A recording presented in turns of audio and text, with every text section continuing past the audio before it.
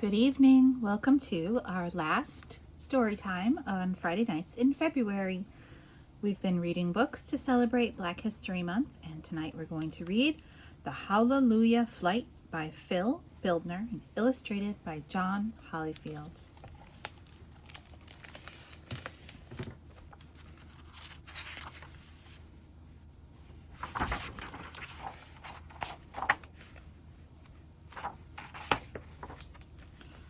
A note from the author. I first learned of James Banning several years ago when I moved to Brooklyn. In an African American crafts shop on DeKalb Avenue, I spotted his framed photograph accompanied by a brief paragraph noting his achievements. Banning was the first black aviator to obtain a license from the United States Department of Commerce. He was an ace stunt pilot who starred in scores of aerial shows at the Bessie Coleman Aero Club. And most famously, in 1932, he was the first African American to complete a transcontinental flight. Transcontinental means from one side of the continent to the other.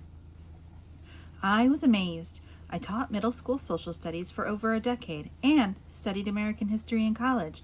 How could I not have heard of James Banning? I started researching Banning and was surprised by how little I found other than biographical tidbits and general facts about his historic journey. In time, I did locate two books which provided valuable information and insights: William J. Powell's 1934 Black Aviator and Jack Lynn's aptly named 1988 novel, The Hallelujah Flight. This latter work was based on news reports as well as the personal recollections and flight log of Thomas Allen, Banning's mechanic and co-pilot. It is through Allen's eyes that I've told this story, and while based on actual events, this picture book should be considered a work of fiction. However, the message here is grounded in truth. James Banning sought to inspire and spur others to act. Perhaps this book will do the same for young readers.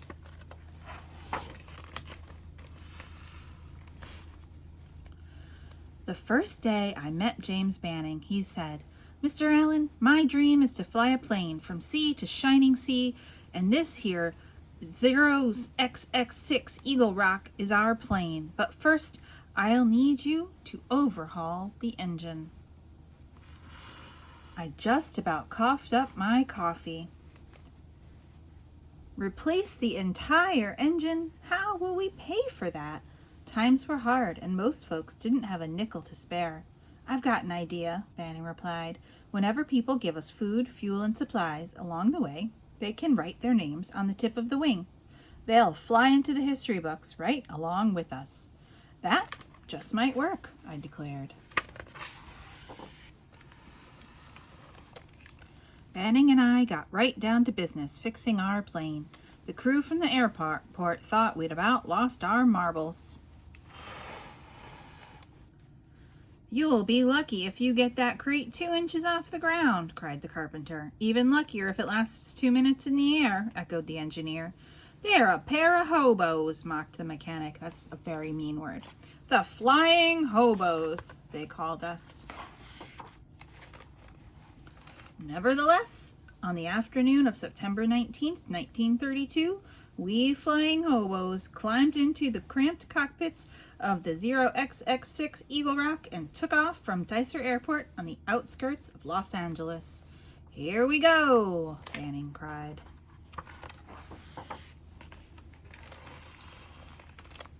What a racket it made! The engine whined, my fittings creaked, and the tail section rattled. On top of that, our plane seemed to have a mind all its own.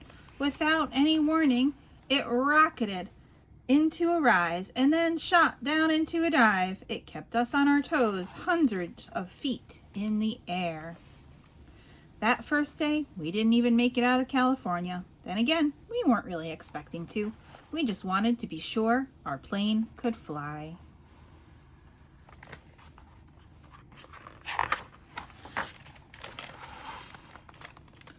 When we landed after the first leg of the trip, I inspected our plane from nose to tail.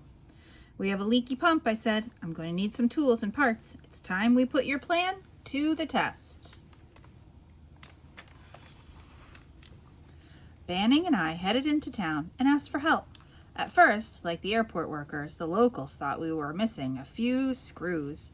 However, as soon as we told them they could sign their names on the wing, every last one of them pitched in to help.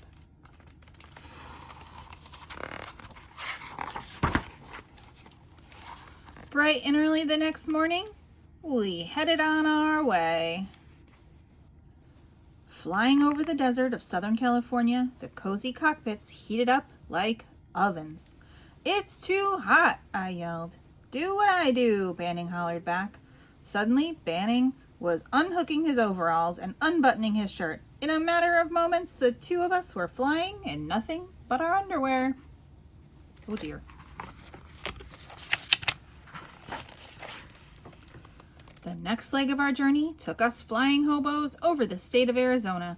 We soared high above the Grand Canyon, the Painted Desert, and the petrified forest. As nightfall neared, Banning spotted a familiar airfield in the distance. In the dark, Banning made his approach. He banked us around a group of mountains, and after almost sideswiping a silo, he slammed the plane down on the runway. The moment my feet touched the good earth, I cried, "Hallelujah! Hallelujah, right back at you," Banning replied.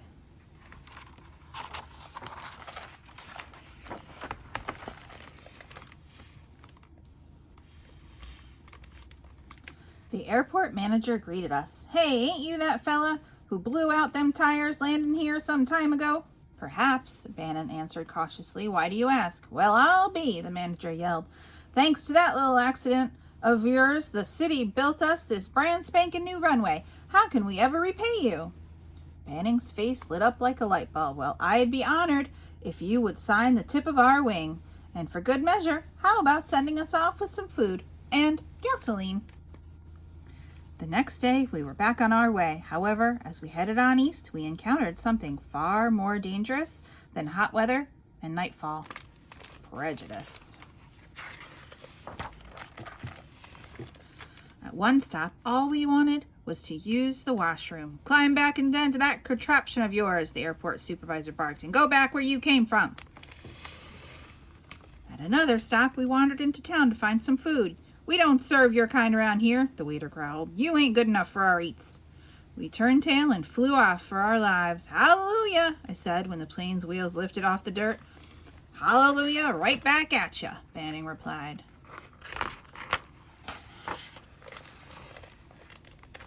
Our fortunes turned in Oklahoma, where we were able to rely on the kindness of family and friends. "Y'all look like you need some clean clothes and a warm bath," Mama Allen said when we stopped in Oklahoma City. "I smelled y'all before you crossed the state line." Look at her, she's like, "Hey, you!" "Here are some fresh vegetables," said my high school sweetheart. "You boys need to stay healthy up there." "Take these plugs from my plow," said Banning's brother in El Reno, "in case you get any more leaks." "And here are some sandwiches," said his cousin. "I'll make as many as you can fit." Of course, they all signed their names to the wing of our flying jalopy.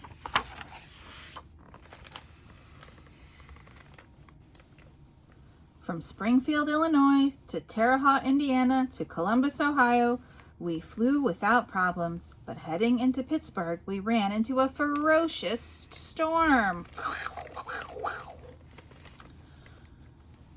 The worst one of the entire journey. "We're going down," Banning cried as he pulled up on the throttle to avoid a cluster of trees. "But where's the airfield?" I shouted. "Airfield? We're aiming for that wheat field." On the landing, both wings buckled and part of the nose fell off, but somehow we made it down in one piece. "Hallelujah," I told my pilot and friend. "Hallelujah, right back at you," he replied. "Rise and shine," Banning said the next morning with the first signs of light. "I can almost taste the salt of the Atlantic Ocean." We jostled by Johnstown, hiccuped past Harrisburg, and dipped over the Delaware before finally landing at Mercer Airport in West Trenton, New Jersey. After 3,300 miles and 21 days, we had just one small hop to go. The little sheeps, the sheeps.